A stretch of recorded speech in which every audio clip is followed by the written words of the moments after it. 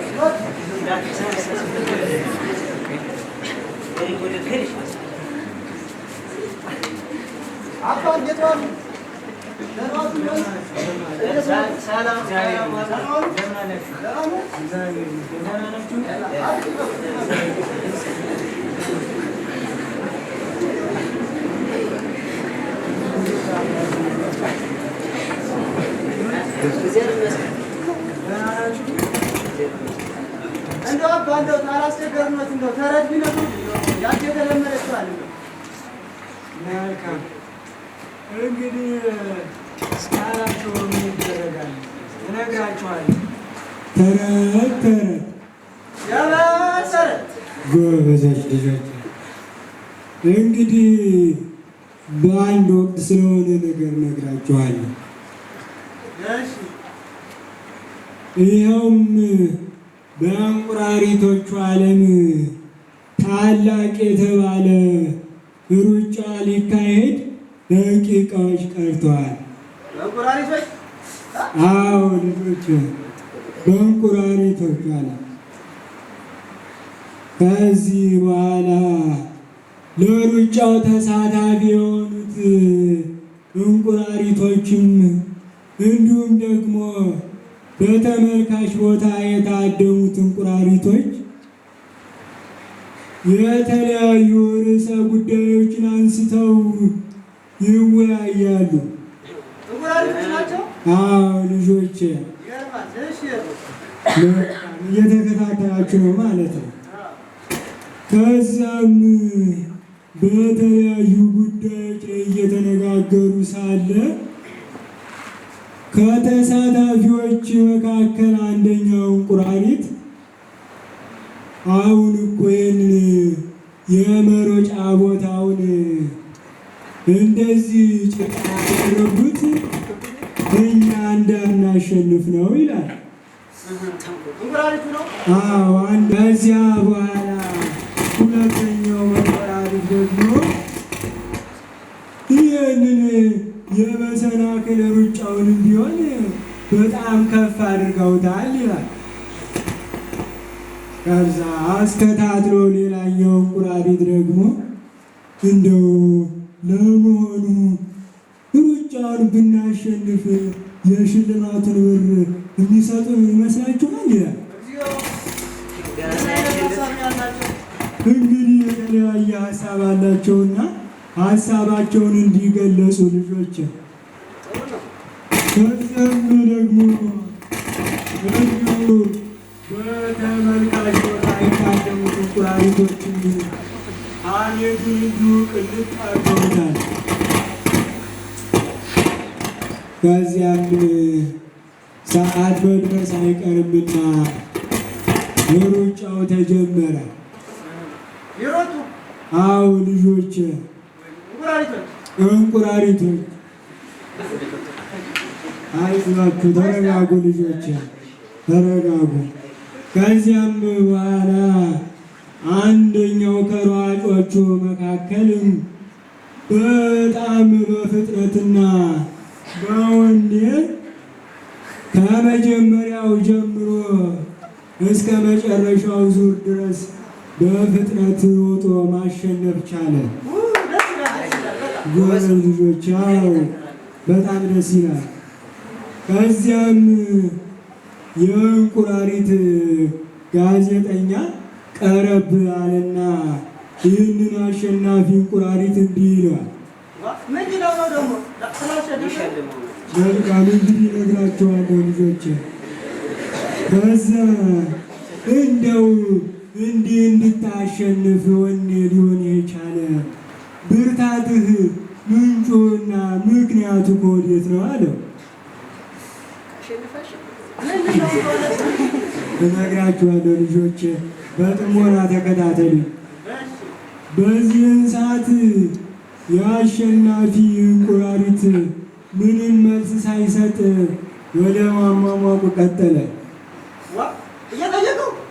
አዎ እየጠየቀው። ከዚያም በኋላ ምላሽ ባለማግኘቱ ጋዜጠኛው እንቁራሪትም ግርም ብሎት መልስ እየጠበቀ በአትኩሮት ሲመለከተው በርቀት ያዩት የአሸናፊው እንቁራሪት ጓደኞች ቀረብ አሉና ምስጢሩን ለጋዜጠኛው ነገሩት። መልካም እና ምንድን አሉት እነሱ። ምስጢሩን ሲነግሩትና ሲረዳ ይህ አሸናፊው እንቁራሪት እንዲሁ ዝም ብሎ ሳይሆን ምክንያት ስላለው ነው ዝም ያለ ልጆች።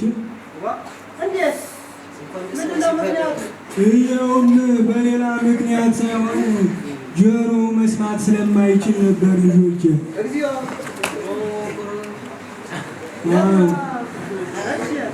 ለዚህ ነው ልጆች። እና እናንተ አሁን ከዚህ ተረት ምን እንደተረዳችሁ ልታስረዱኝ እፈልጋለሁ።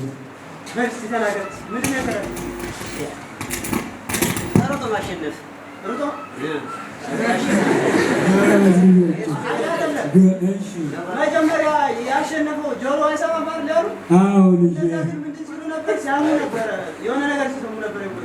ግን እሱ ያንን ባለማስመቱ ጠቀመውና ሮጦ አሸነፈ። እነዛ ግን ሳይሮጡ አልቀሩ።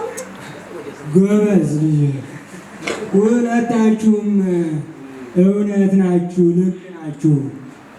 እናም መልእክቱ እንዲህ ነው ልጆች፣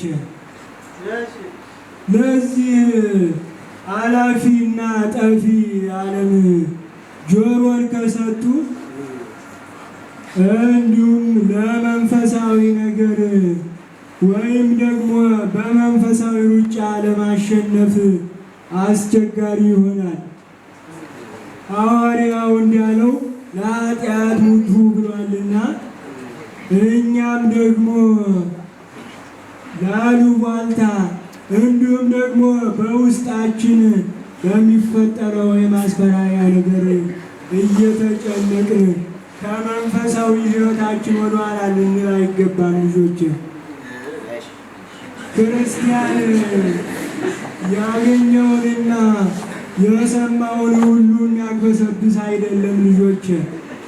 ለማይረባና ለከንቱ ላሉባልታ ለሆነ ነገር ጆሮአችንን ልንከለክለው ይገባል ልጆች። እንዲህ ነው እንግዲህ ሰው ሲኖር ብዙ ነገር አለበትና እናንተም በእረኝነታችሁ፣ ተማሪውም ደግሞ በትምህርቱ፣ እንዲሁም ገበሬውም በግብርናው ለያዘው ዓላማና እንደ ክርስትናው ወግና ስርዓት መሰረት ሊኖር ይገባል ማለት ነው። ለአሉባልታና ለሐሜት ጊዜ አትስጡ ልጆች። የምናጠፋውን ጊዜ ለእግዚአብሔር በማገልገል እንጂ እንዲሁ በሐሜትና በከንቱ ነገር ማሳለፍ ተገቢ አይደለም ልጆች። እናም በሉ እግዚአብሔር ይባርካችሁ። በሉ ደህና ዋሉ።